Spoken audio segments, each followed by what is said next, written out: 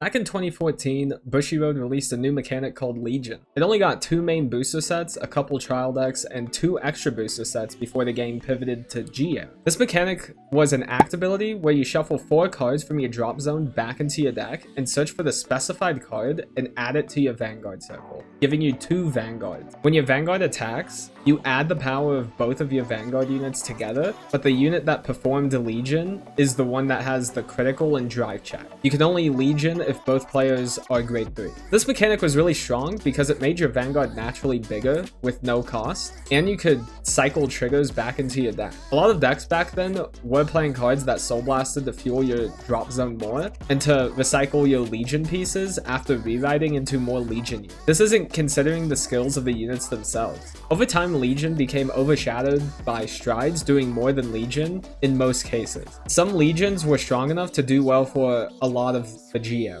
When this mechanic came out though, there was a really powerful and borderline degenerate combo that came about. Meet Ultimate Raizer Mega Flare. Mega Flare Legions with Dual Flare, and whenever it attacks a Vanguard while it's in Legion, if you have 4 more rested units, he gains a crit until the end of that battle. Whenever it hits a Vanguard, if you have another Raizer in your middle column, choose one of your rear guards and stand it. So on the surface, back then, this card was pretty solid. It was a 2 crit attacking Vanguard that restands something if it hits. It had a lot of pressure behind it that made opponents want to block it. That's the issue with the card, however. If the opponent blocks it, then the card essentially does nothing. Mega Flare in a vacuum was overshadowed by Phoenix Raizer Drill Wing, which would restand your front row whenever it attacked. Essentially, you were able to stand your front row and have a consistent 5 attacks every turn. There was, however, a card that Nova Grappler got in the very first extra booster set of the game. Introducing Cat Butler. Cat Butler has the skill that on rearguard, at the beginning of the close step of the battle that your Vanguard attacked, if it did not hit during that battle, you can retire Cat Butler, choose one of your grade 2 or less Nova Grappler Vanguards, and stand it.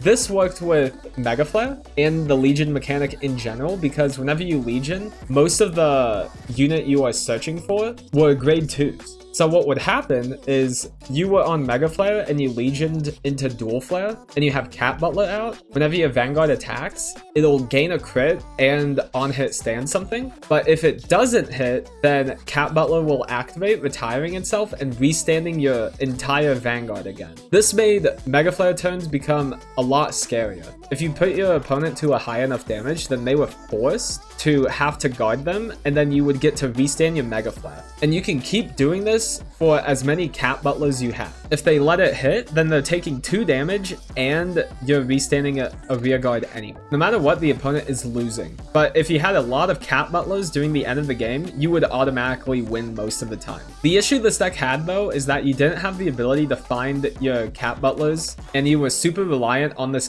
combo to carry your game. Whenever G-Era rolled around, in the very first set, we were introduced to Victor. Victor and his support fixed a lot of the issues Cat Butler Mega Flare deck had. Now you are able to have a strong grade 3 turn because you could stride into Vic 10 and have 2 potential restands. And you also had access to really strong generic cards like Cool Hank and Sazanda. The deck also got an alternate win con with Victoplasma if you didn't see your Cat Butler. This became really big for the deck and was decently relevant for a bit. But now, in 2023, can the concept of this deck still be strong with its new tools? Or has it been fully crept out after 9 years? That's what we are going to find out today. So here's what the original build looked like. The basic idea is once you get to your stride turn, you are able to do really powerful combo attack turn, utilizing Victor and Vic 10's restand ability. Combined with Cool Hank and Sazanda, you are able to get 5 to 6 attacks very easily with a triple drive and a ton of extra power being added to it. You then went into Victoplasma to have a restanding Vanguard, and you do 4 drives with it. Due to all the drive checks, you were able to dig through your deck faster, which made finding Mega Flare Cat Butler a lot more consistent, and you were able to close out games easier through that. That build was from 2015. Now that we are in 2023, there are a ton of changes we can make to this deck. First up is the history collection changes. We can keep the same grade 3 lineup and be able to get excels and start putting on the gas the moment we ride to grade 3. A grade 2 lineup will also be revamped. Sazanda got a new form that really makes Nova Grappler crazy strong now. When your other unit stands from the card ability, if this unit is on an additional rearguard circle,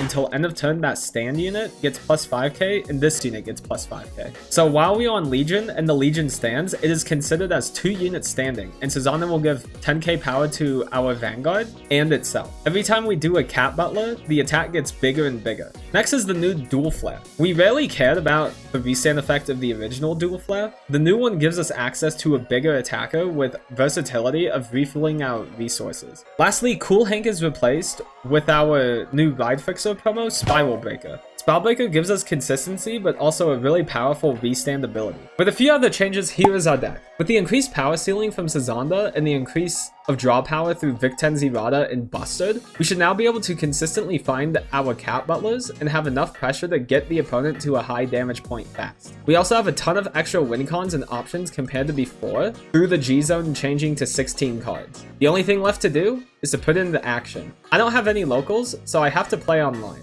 It just so happens this weekend, Outer Orange's Discord is hosting a premium tournament. For this event, there are 4 rounds of Swiss with no top cut. There are 10 of us playing. It was the perfect chance to test the deck out.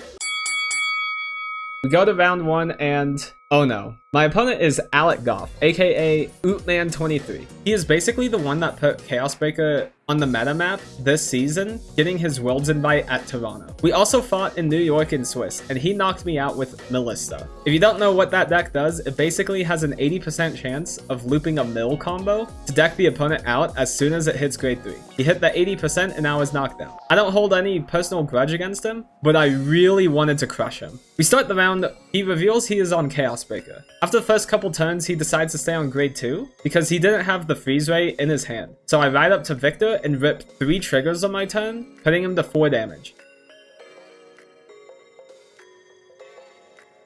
He goes into his turn locking my rear guards and tries to restabilize. At this point, I almost have the setup to go for the Cat Raizer play. I had 2 Cat Butlers, but I had to discard my Mega Flare for the Stride effect of Victor. I had to pivot to try to find them while also pressuring his hand. I go into Merciless Dragon. Use Doggin Titan to unlock my front row and replace it with a Dual Flare. I attack with Dual Flare. He guards. I attack with Merciless Dragon, and with Victor's skill, restand Dual Flare, and Merciless skill restands itself. He ends up 2-passing my Vanguard attack. I hit 1 trigger and give it all to my Vanguard. I swing with Merciless Dragon with only 2 drives this time. He no guards and I need to hit a crit to end the game. I hit it and he locked. I got my revenge. This event has much lower stake, but I was still really happy with this result for my own ego. The game didn't get a chance to show the Cat Raizer combo in action, but we got 3 more games to go, so we should be able to get it later. On to round 2. Now I'm against my coach for this BCS season. Someone who has really trained me for these tournaments and I owe a lot of my growth as a player to. Card Dweeb. If you are unaware, Card Dweeb is a Tachikaze main that works with vision and is an insanely smart player of the game. I'll have to play out of my mind to get this win. He brought Ancient Dragons and I am going first. I used Spiral Breaker early to try to find an Airship to find the victor. I instead got a Cat Butler to work for the play later on. I go into my grade 3 turn going into Vic 10 and only have a column to attack with. He takes the first swing and then he takes the Vanguard swing where I ripped a heal and gave power to Dual Flare. I used Victor plus Vic 10 skills to restand that column and it swings for a solid 46k, which takes him to 4 damage. He then realizes the game can't really go for much longer and tries to go for a kill turn, which I Gana fail. My first damage was a trigger shutting off his early attacks. He swings with Vanguard, retiring a lot of his units and giving them plus 10k, and at end of battle Soul Blast 1 and stand. He checks 3 blanks on his drive check. I then take the hit. He swings for a 32k, but his other attacks aren't that big. So I took this hit and hit another trigger. I shut down the rest of this turn and he passed to me. Now this is my chance. He has little cards in his hand and I have the combo. I ride Mega Flare, Legion, called 2 Cat Butlers, and the Sazanda. He has a small hand and doesn't really have any defensive pieces, so he is forced to take my 2 crit Vanguard swing after I shuffled 2 crits back into my deck. I swung at his rears the first couple of swings, and then swung with my Vanguard for 34k 2 crit. If he blocks it, he is going to have to deal with 2 more Vanguard swings, with Sazanda giving power each time. He decides to take the hit knowing that he needs to hit a heal to survive. He damage checks the over trigger, only taking 1 damage and surviving. I can't restand because Cat Butler only activates if it doesn't hit. I pass the turn and he kills me. Now I still wouldn't have killed him if he hit a heal instead because Mega Flare still couldn't restand and all I had was a 39k Sazanda swing, which he could have blocked. But because it was the over trigger, automatically it is cringe and I will complain about it until the end of time. So now I'm 1-1. Round 3, I face Sushi Slayer. He is on no Life King. To be honest, I haven't played against this deck really at all, so I tried to take it as a learning experience. I went first, and on my grade 3 turn, I pushed him to 4th. I'm wanting to see how strong the combo is. But then, is there an assassin insult? No, okay. There isn't. I wish I was that good. Knowing this, I already know I won. He doesn't have the gas to kill me, and I get put to 4 damage. I go into As the bulk on my clapback turn, with a decent setup, and kill him. I didn't have the pieces for the Mega Flare turn, but even if I did, he could have used their new G-Guard and minus the crit on my Vanguard for the turn, making it really dead. I needed As the bulk to end the game. Now we are 2-1 going into the last round.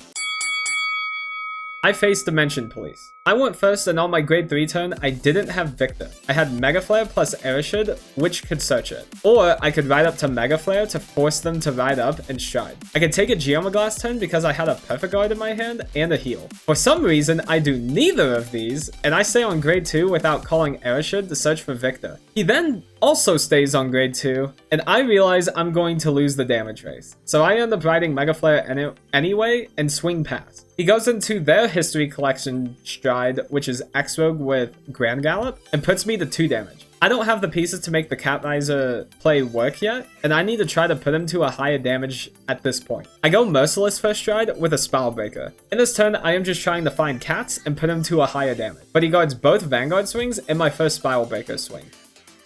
He ends up taking my last Spiral Breaker swing, and this is the best setup I can get to. On his turn, he rides Die Liner and goes for a Geomaglass. He calls a board with a Hanali setup and a Die Kaiser. I Perfect Guard the Geomaglass, and he doesn't hit the grade 3 for Die Kaiser skill. I take one of the other swings to go to 3. At this point, I have a strong Legion turn, but I only have one Cat Butler. But at the start of this turn, I drew a second Cat Butler. I don't have another play because if I don't build a hand, then I will die the following turn. I had to take the risk and Legion back in 3 crits and Eldo Breath. I swing with my 25k 2 crit Vanguard, and he decides to block it, allowing my Cat Butler to activate. I check crit heal, putting my Vanguard to 40k 3 crit, being lethal the rest of the turn. I stand it, swing with Spiral, using its restand skill to stand the other Spiral Breaker column. I now swing with Mega Flare for 40k 3 crit. He guards. I check 2 Mega Flares. He is at 4 damage, so I try to swing with Mega Flare again, so I can pass a crit to a rear if he blocks. I end up checking a crit, but he ends up blocking. The turn didn't kill, but it acted as a buster turn with all the drive checks to refuel my hand back to 9 cards and to keep me in this game. He goes for an X-Gallop turn with Die Jacker to give his Vanguard a crit. I take this hit, and he checks a crit, putting me to 5 damage. I hit 1 damage trigger, and he swings for 128k. I don't have a Sentinel in my hand. I G-Guard into Stiffney to draw 2, and G-Guard into another one for a 75k shield total. I then dropped 3 15k shields to bring me to 136k. On the Die Kaiser swing,